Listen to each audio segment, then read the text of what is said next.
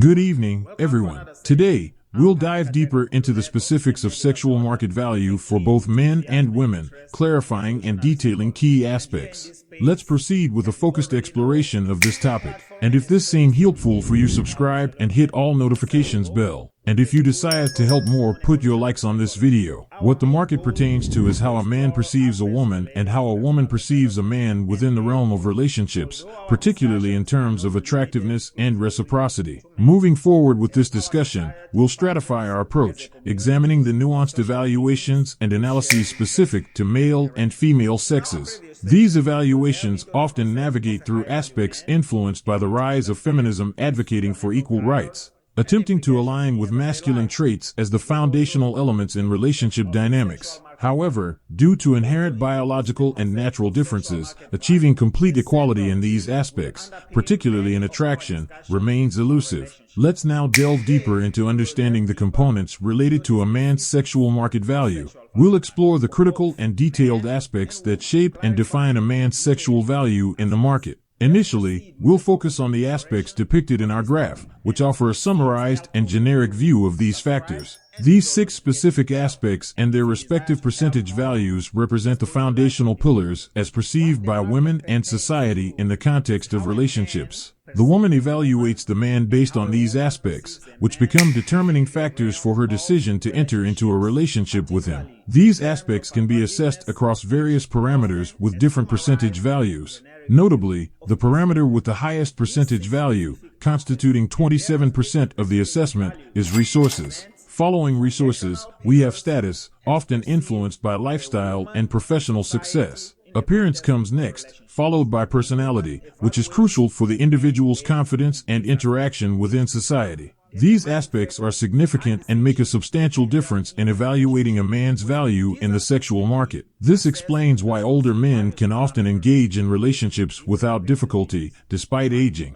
Age itself contributes only 10% to the overall assessment of a man's sexual market value. As such, as long as a man satisfies the other pillars that constitute the remaining 90%, age becomes less of a concern. Many young individuals, aged around 24 or 25, seek serious relationships prematurely, which can be risky. This is because developing personality, status, takes time and is not an instantaneous process. The younger the man, the fewer of these characteristics he possesses. A young man aged 22 to 25 typically lacks resources. At 18, he enters college, and by 22 or 23, he's completing his education, yet remains resourceless. Resources constitute a crucial pillar for a man's sexual market value. It's vital to pay attention to how this component influences many aspects of a man's life. Indeed, it can determine his happiness because a man's sexual market value dictates his ability to attract the woman he desires, influenced by a confluence of parameters and factors.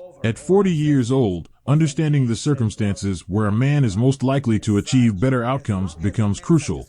We'll delve deeper into this later. Already, we grasped that factors like personality, status, appearance, and resources wield far more influence in a man's sexual market value than Moving forward, when analyzing women, we aim to ascertain whether their behavior mirrors what we observe in men. If not, we'll explore the differences, weighing the pros and cons and determining how to manage these advantages and disadvantages for the benefit of both men and women. Effective management of these biological and natural components, distinct from desires, is paramount. So now, let's analyze the aspects related to the assessment of value in the sexual market of women. These are the aspects we'll be examining. Immediately, we notice that the female graph is vastly different from the graph we see in men. In the male graph, appearance ranked fourth in terms of its significance in determining sexual market value. However, in women, appearance takes the top spot. It can be said that a woman's appearance is the foundational pillar that allows her entry into the market. When we discuss the market,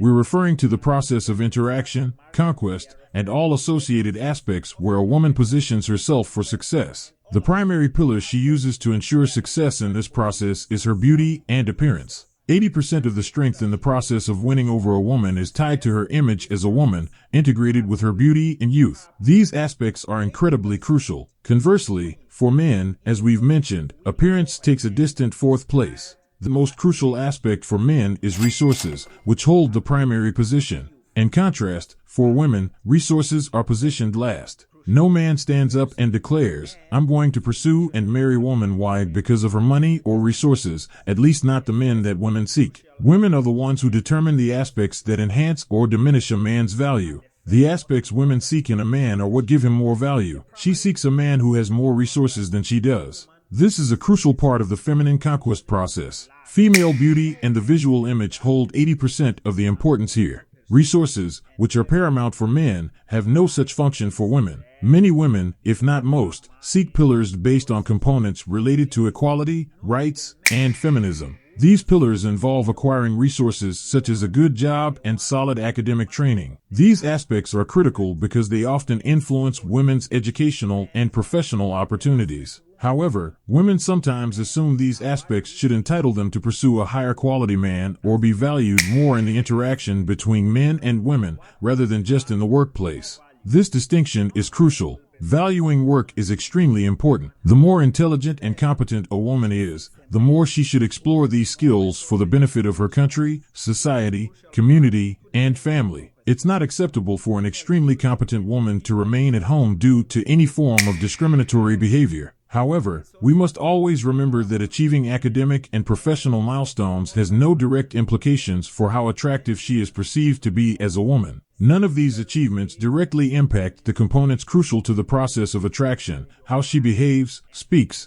and presents herself to men, and the potential relationships she may engage in. Age plays a significant role here. There are three primary pillars that significantly affect a woman's attractiveness: her age. The younger she is, the higher her chances of attracting the man she desires, and the greater her sexual market value. These pillars are fundamental. In contrast, men have 4 to 5 pillars distributing the majority of their sexual market value percentages. For women, beauty alone comprises 80% of their overall evaluation. Additionally, aspects such as behavior towards men, age, and appearance significantly influence a woman's success in interactions between genders. These factors, beauty, youth, and demeanor, account for 97% of what ensures a woman's success in such interactions. Other factors play a negligible role. We have now conducted a brief analysis focusing on male and female aspects of sexual market value. Let's revisit these two components that we previously analyzed separately and now bring them together for a unified analysis.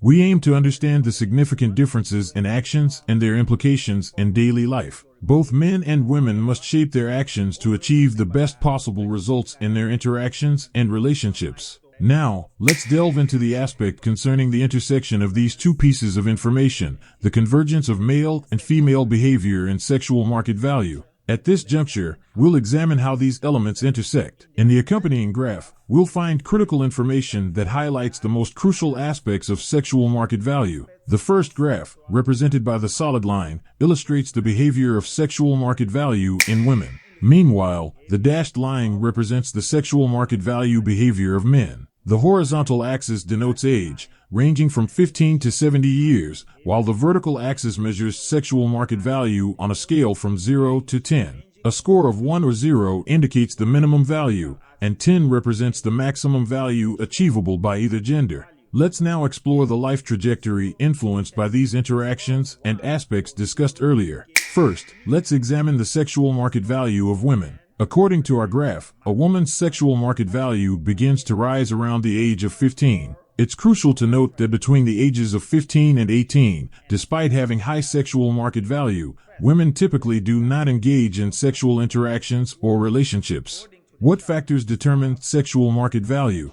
Let's recall the importance of appearance at 15 years old. Studies based on statistical data from populations in Europe and the United States indicate that some women at these ages already possess the appearance and physical attributes that allow them to have a sexual market value ranging from 5 to 15. As time progresses until the age of 18, a woman's sexual market value typically reaches around 6 or 7. This value peaks at approximately 70% to 80% of its maximum by the time she turns 18. The peak of sexual market value occurs around age 23, where it reaches its maximum level. From age 23 onwards, a woman's sexual market value begins to decline sharply, similar to how it rose sharply before. By age 30, it aligns more closely with the sexual market value of men, often dropping to less than half of its peak value. This decline is primarily due to factors such as appearance and age, which diminish significantly over time in women. Now, let's turn our attention to the male chart.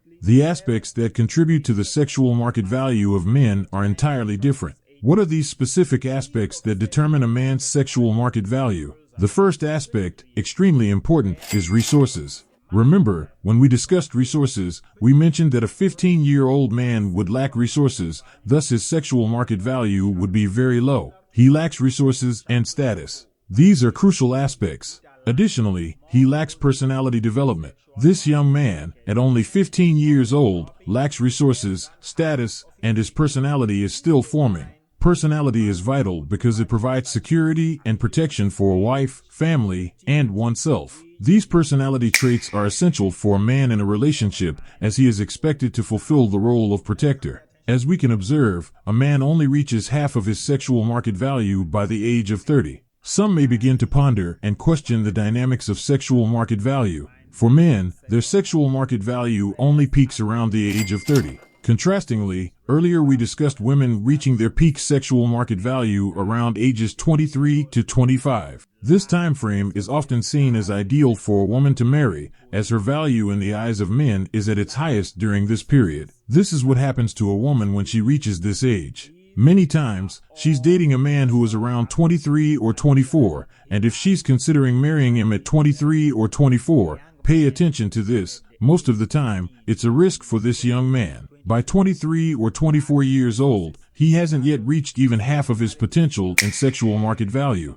What does this mean? It means that the woman he manages to attract at this age is significantly different from the woman he might attract when he reaches his peak sexual market value. Similarly to how women are advised to marry between 20 to 25 to maximize their desirability, the main issue arises because he'll be competing with women who are at their most desired phase by men. Advising a man to marry at 24, 25, or 26 is risky because he hasn't yet built up the resources that are fundamental to his sexual market value. He lacks maturity, experience, and hasn't developed the necessary personality traits that come with age. As people delve deeper into their academic pursuits, success tends to follow. This often postpones serious relationships, having children, and starting families, a positive trend for men, as it aligns with their evolving sexual market value. Men are not primarily interested in acquiring what women gain over time. These are not the qualities men seek in women. This is the first crucial aspect. The second important aspect is the qualities that deter women from seeking serious relationships between ages 20 to 25, often associated with assertiveness and non-feminine behavior.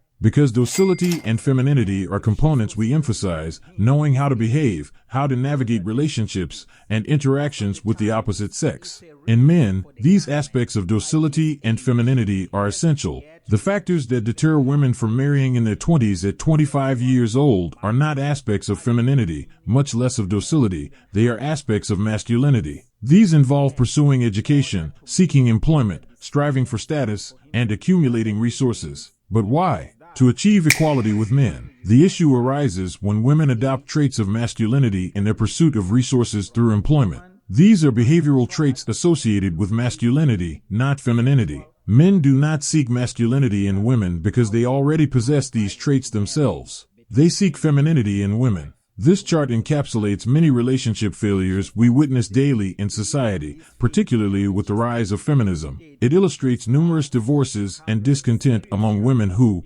despite having degrees and successful careers, pursued pillars associated with masculinity and male sexual market value. However, this graph also highlights disasters stemming from men's behavior. Often, they fail to grasp the dynamics of building their sexual market value. In their interactions with women, they may prematurely seek to conquer or commit, believing they are acting appropriately due to having completed college, obtained a degree, or having job prospects in the future. They marry early, long before they have matured, gained experience, or secured status and resources, critical pillars for a man's life success. In conclusion, I appreciate your presence here once again. We will close our session now and reconvene tomorrow. Have a good rest.